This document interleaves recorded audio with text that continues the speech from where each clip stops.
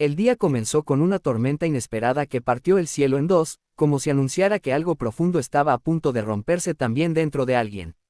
En la enorme Casa Blanca, rodeada de rosales y silencio, Clara Valdivieso miró por la ventana con los ojos llenos de un cansancio antiguo, de esos que no se quitan durmiendo. Había logrado todo lo que el mundo le prometió a quien no se rinde: poder, dinero, respeto. Pero había un hueco que no se llenaba con reuniones ni con premios, un vacío que latía cada noche cuando la casa se quedaba muda. Fue entonces cuando, con la voz más frágil que había tenido en años, pensó en Sebastián, el jardinero que cuidaba sus plantas como si fueran promesas vivas, y en ese pensamiento se escondía el inicio de una verdad que cambiaría ambos destinos. Si crees en la bondad, en las segundas oportunidades y en las historias que sanan, regálanos un like, comenta, comparte y suscríbete al canal, y cuéntanos en los comentarios desde dónde nos estás viendo mientras esta historia empieza a florecer. Sebastián Ramírez no era un hombre de grandes discursos ni de ambiciones ruidosas. Llegaba temprano cada mañana con las manos curtidas y el corazón ordenado, convencido de que la vida se parecía a la tierra: si la cuidas con paciencia, algo bueno crece.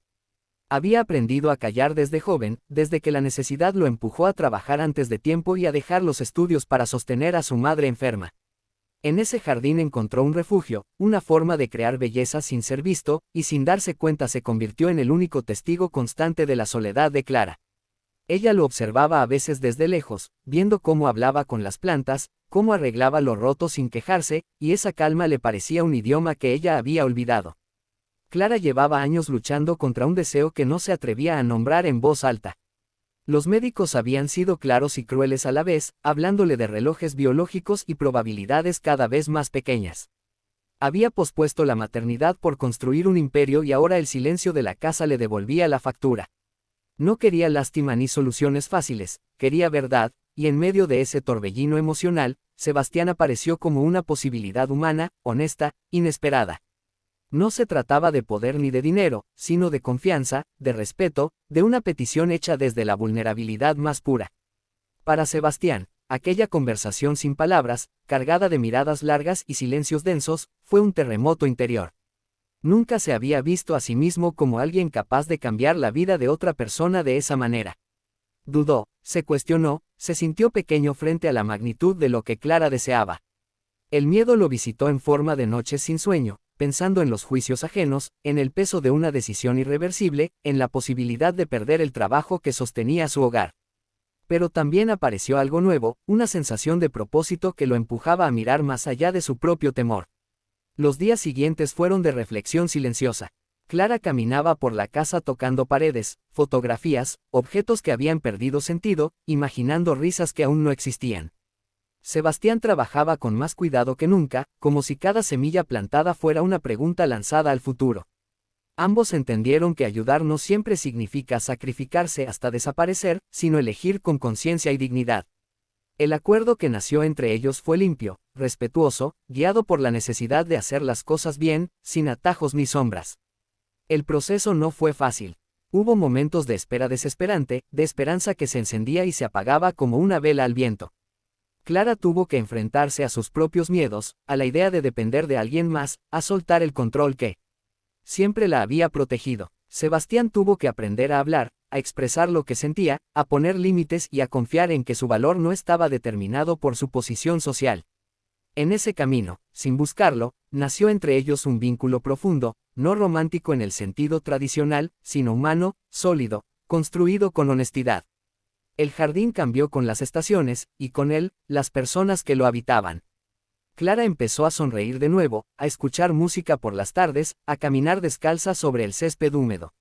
Sebastián se permitió soñar, pensar en estudiar de noche, en construir algo propio sin abandonar su esencia. Cuando la noticia llegó, lo hizo de forma silenciosa, como llegan las bendiciones verdaderas, y el aire de la casa se llenó de una energía nueva, frágil y poderosa a la vez. La transformación no fue solo de Clara. Sebastián entendió que ayudar también puede sanar heridas propias, que la vida a veces te pone en el lugar exacto donde tu humanidad es necesaria. La comunidad, que antes miraba sin ver, empezó a notar cambios, a sentir que algo bueno se estaba gestando más allá de los muros.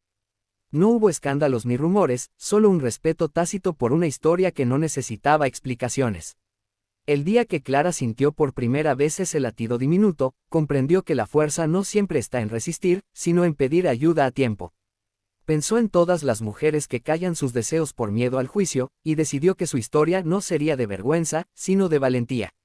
Sebastián, por su parte, miró el jardín al amanecer y supo que, pasara lo que pasara, había dejado una huella de amor en el mundo, y eso nadie podría quitárselo.